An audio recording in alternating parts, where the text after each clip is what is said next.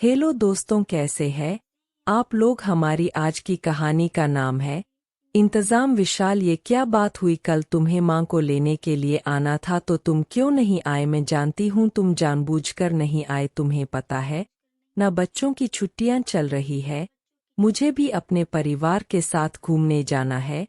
तुम अपनी बीवी बच्चों को लेकर बड़े मज़े से ससुराल हो आए, और मेरा क्या? जाते समय तुमने क्या कहा था? दीदी, इस महीने माँ को आप रख लीजिए, अगले महीने मैं रख लूँगा। भाई, इस तरह तो नहीं चलेगा। इंतज़ार में बैठी सुमन अपने भाई विशाल से कह रही थी। विशाल बोला, अरे दीदी, 2 दिन पहले ही वहां से लौटा हूँ, पूरा घर गंदा था। रोली से अकेले सब कुछ हो नहीं पाता तो मैं उसकी मदद करवा रहा था। फिर मैं भी बहुत थक गया, मैंने सोचा एक दिन आराम कर लेता हूँ, फिर माँ को ले आऊँगा। ठीक है, आपने इस महीने एक दिन माँ को ज्यादा रख लिया तो अगले महीने एक दिन मैं ज्यादा रख लूँगा। इसमें इतना नाराज होने की क्या बात है?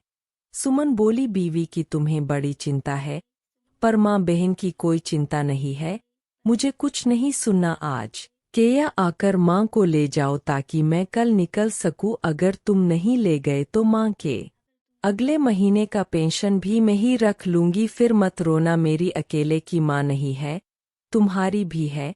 इतना कहकर सुमन ने गुस्से में फोन रख दिया। दूसरे कमरे में बैठी सुमन की मां कमला जी अपनी फूटी किस्मत को रो रही थी। बेचारी पति के मृत्यु के बाद अपने बच्चों को कभी कोई कमी नहीं होने दी। पूरे जीवन दुनिया के बच्चों को शिक्षा देती रही, पर अपने बच्चों के संस्कार में ना जाने कहाँ चूक हो गई। जो बच्चे बस मां को हर महीने उसके पेंशन पाने के लिए अपने पास रखते थे और बदले में उनकी कितनी सेवा करते थे, यह तो उनका ही मन जानता था। कमरे का दरवाज़ा धड़ाम से खुला। माँ, आप अपना सामान बांध लीजिए, विशाल शाम तक आएगा और आपको अपने साथ ले जाएगा। आप सामान समेटकर हाल में रख दीजिएगा ताकि मैं नौकरी से बोलकर इस कमरे की भी साफ सफाई करवा दूंगी। अब 1 महीने कमरा बंद रहेगा तो कहीं बदबू ना लगे। कमला जी बोली, बेटा तुम तो 2 हफ्ते बाद लौट आओगी तो मुझे यहीं रहने दो। यहाँ के रसोई का मुझे सब पता है, मैं खुद के लिए बनाकर खा लूंगी और तुम्हारे आने से पहले सारी साफ सफाई भी करवा दूंगी। तुम्हें कुछ करना नहीं पड़ेगा। सुमन बोली, नहीं माँ, इस महीने आपको विशाल के साथ रहना है, याद है ना आपको? आपके रिटायरमेंट के बाद जब क्वार्टर खाली करते समय हमने यही तो तय किया था। अब आप बार बार यह सब बोलकर मेरा मूड मत खराब कीजिए, वैसे भी मेरी पैकिंग नहीं हुई है।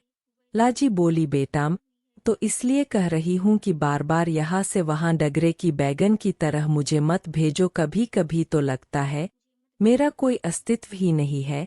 2 बच्चे 2 घर है, फिर भी स्थायी रूप से मेरा ही ठिकाना नहीं है। सुमन चुपचाप मुंह बनाकर वहां से चली गई। शाम में विशाल माँ को ले जाने आया और बोला, दीदी माँ का पासबुक बैग में है ना? सुमन बोली, हाँ हाँ बैग में ही है, और याद रखना अगले महीने एक दिन बाद वापस यहाँ पहुँचाना। विशाल बोला, चलो माँ, बैंक होते हुए चलेंगे, पेंशन के पैसे भी निकालने हैं और फिर आपकी दवाई भी तो लानी है। बेचारी कमला जी सोच रही थी कि आखिर उनकी बीपी की दवाई में कितने ही पैसे लगते हैं।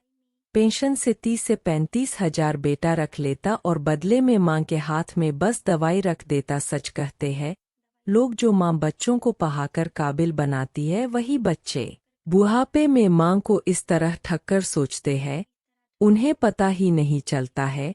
घोर कलयुग है। विशाल माँ को पहले बैंक ले गया, फिर वहां उनसे मीठी मीठी बातें की, सबके सामने यह जताया कि वह माँ का कितना ख्याल रखता है। फिर पेंशन के पैसे लेकर माँ के हाथों में सबके सामने दे दिया और बड़े प्यार से माँ का हाथ पकड़कर वापस घर ले आया। कमला जी बेटे के घर पहुंची। बच्चे दादी को देखकर खुश थे, पर बहू के शरीर पर मानो पानी पड़ गया। रोली विशाल से बोली, ले आए? अरे मैं तो कहती हूँ लेने दो अपनी बहन को हर महीने का पैसा और रखने दो। अब जब तक यह रहेंगी ना तो हम कहीं जा सकते हैं, ना ही अपनी जिंदगी अपने तरीके से जी सकते हैं। कुछ परमानेंट इलाज क्यों नहीं करते? विशाल बोला, जरा धीरे बोलो, माँ सुन लेगी। माँ पर 1,000,2,000 खर्चा होता होगा, और जब बैठे बैठे 35,000 मिल रहा है तो क्या दिक्कत है? आज के समय में माँ जितना पेंशन उठाती है उतनी तो लोगों की तनख्वाह होती है। फिर विशाल माँ से बोला, लाओ माँ पैसे दे दो, रोली संभाल कर रख देगी, फिर जब जब आपको जरूरत होगी आप मांग लेना। कमला जी बोली, बेटा तुम्हारे बच्चे बहुत अच्छे हैं, जो कभी मेरे किसी सामान को हाथ नहीं लगाते थे, तो मेरे पैसे मेरे बैग में भी रह सकते हैं।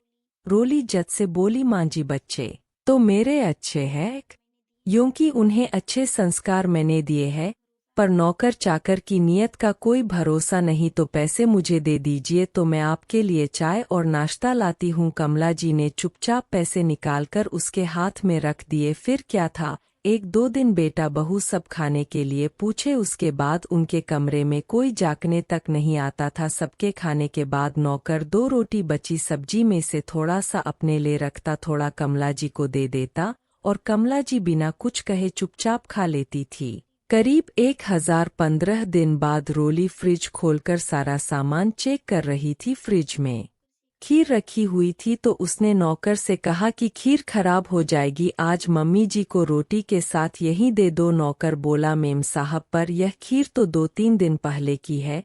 रोली ने आंखें दिखाई तो चुप हो गया और रात के खाने में उनको वही खीर खाने में दे दिया। अगले ही दिन कमला जी की तबीयत खराब हो गई, सर्दी खांसी के साथ बुखार भी चढ़। दवाई की दुकान से कुछ दवाइयां लाकर विशाल ने कमला जी को दे दी। बुखार तो उतर गया, परंतु कमजोरी और खांसी जाने का नाम नहीं ले रही थी, और रात होते ही उनकी खांसी बढ़ जाती थी, जिसकी आवाज से रोली की नींद पूरी नहीं हो पाती थी। रोली विशाल से बोली, अब बहुत हुआ, यह यहाँ नहीं रह सकती, अगर कोई बड़ी बीमारी हो गई तो मुझे और मेरे बच्चों को भी हो जाएगी, तो कुछ करो इनका, वरना मैं मायके चली जाऊंगी। अभी महीना पूरा होने में कुछ रोज बचे थे। विशाल ने सुमन को फोन करके अपने घर की स्थिति बताई। सुमन बोली, भी हर महीने के झंझट से परेशान हो गई हूँ, इसका कोई तो उपाय करना होगा। विशाल बोला, दीदी अगर बात हम दोनों तक सीमित रहे तो एक बात कहूँ। वो उत्सुकता से बोली, हाँ हाँ बोलो। विशाल ने कहा, क्यों ना माँ को इनकी उम्र के लोगों के पास पहुंचा दें। फिर विशाल ने अपनी पूरी योजना बताई और कमला जी को वृद्ध आश्रम भेजने की तैयारी करने लगा। एक रोज विशाल ने कमला जी से 6 ब्लैंक चेकबुक पर साइन करवाया और बोला, माँ बार बार आपको बैंक नहीं जाना पड़ेगा, पेंशन के पैसे मैं या दीदी निकाल आएंगे, कल आपको कहीं लिए चलते हैं, वहाँ आपके जैसी बहुत सारी महिलाएं मिलेंगी, देखना वहाँ आपका दिल लगा रहेगा। कमला जी जानती थी कि कुछ भी सवाल करेंगी तो उन्हें चुप कर दिया जाएगा, इसलिए उन्होंने चुपचाप हाँ कर दी, क्योंकि वर्षों बाद बेटा उन्हें कहीं ले जाने की बात कर रहा है। भोली माँ बेटे के मंसूबों को समझ ना सकी और बेटा उन्हें वृद्धा आश्रम छोड़ आया, यह कहकर कि हर महीने और दीदी आपसे यहाँ मिलने आते रहेंगे और पर्व त्योहार में आपको घर ले चलेंगे। वो कुछ सोचकर चुप हो गई, क्योंकि घर पर परिवार होते हुए भी वो वहाँ अकेली ही होती थी। उन्होंने मुस्कुरा कर कहा, अच्छा बेटा, इसलिए तुमने 6 महीने के पेंशन के कागज पर मुझसे दस्तखत करवाए, अच्छा ही किया, बस थोड़े बहुत पैसे मुझे भी दे देना ताकि मुझे यहाँ किसी के आगे हाथ ना फैलाना पड़े। विशाल ने कुछ पैसे दिए और वहां से चलता बना। 6 महीने बाद, दीदी क्या आप नहीं चलगी माँ से मिलने के लिए? विशाल सुमन से बोला। वो बोली, बस 5 मिनट में बसेंट पर पहुंच जाऊंगी, तुम गाड़ी लेकर वहीं आ जाओ तो वहीं से चलेंगे। आधे पौने घंटे बाद दोनों भाई बहन कमला जी के पास पहुंचे। बेंच पर बैठी कमला जी दोनों बच्चों का मुंह निहार रही थी और दोनों बच्चे उनसे हालचाल ले रहे थे। सुमन बोली, क्या बात है माँ, यहाँ खाना पना ठीक से नहीं मिलता है क्या? आप कमजोर लग रही है। वह अपने कांपते हाथों से बेटी के सर पर हाथ रखकर बोली, नहीं नहीं बेटा, सारी व्यवस्था अच्छी है तभी। विशाल बोला, नहीं नहीं माँ, लगता है आप जरूर कुछ पा रही है, हमें बताइए, हम मैनेजर से कंप्लेन करते हैं। कमला जी प्यार से बेटे के बालों को ठीक करते हुए कहा, बेटा तुम दोनों ने मेरे बुढ़ापे की इतनी अच्छी व्यवस्था की है कि अब मुझे कोई दिक्कत नहीं है। फिर थोड़ा रुककर कमला जी बोली, बेटा क्या तुम मेरा पास बुगला हो? विशाल खुश होकर बोला, हाँ हाँ माँ, यह लो। कमला जी बोली, एक बात कहूँ, बस पूछना मत कि मैं क्या करूँगी, बस मुझे 3-0-3-5-0-0-0 की जरूरत है। 3-0-3-5-0-0-0। सुमन और विशाल ने संयुक्त स्वर में एक दूसरे को देखते हुए कहा, कमला जी बेटे के हाथ से पासबुक लेकर बोली, ठीक है, अगर तुम्हारे पास नहीं है तो मैं यहाँ के मैनेजर को अपना पासबुक दे देती हूँ, वह हर महीने मेरे पैसे निकालकर मुझे दे देगा। दोनों ने एक दूसरे को इशारा किया और अपने अपने पद से 15 हज निकालकर माँ को दे दिए। तभी बगल से गुजर रहे मैनेजर बाबू को कमला जी पैसे देते हुए बोली, मैनेजर बाबू यह लीजिए पैसे और बड़े वाले कमरे में पंखा और कूलर की व्यवस्था करवाइए, और हाँ, एक फ्रिज भी मंगवा लीजिए, ठंडे पानी की व्यवस्था हो जाएगी। अगले महीने अगर फिर से पैसे मिल गए तो एक अच्छे से कमरे में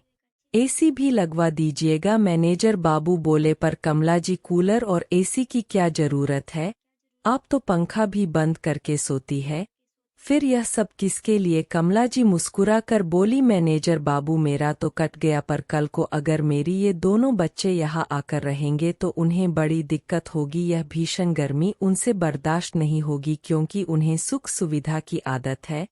जैसे मुझे यहाँ पहुँचाकर मेरे बच्चों ने माँ के बुढ़ापे का इंतजाम किया, तो माँ अपने फर्ज से पीछे कैसे हट सकती है।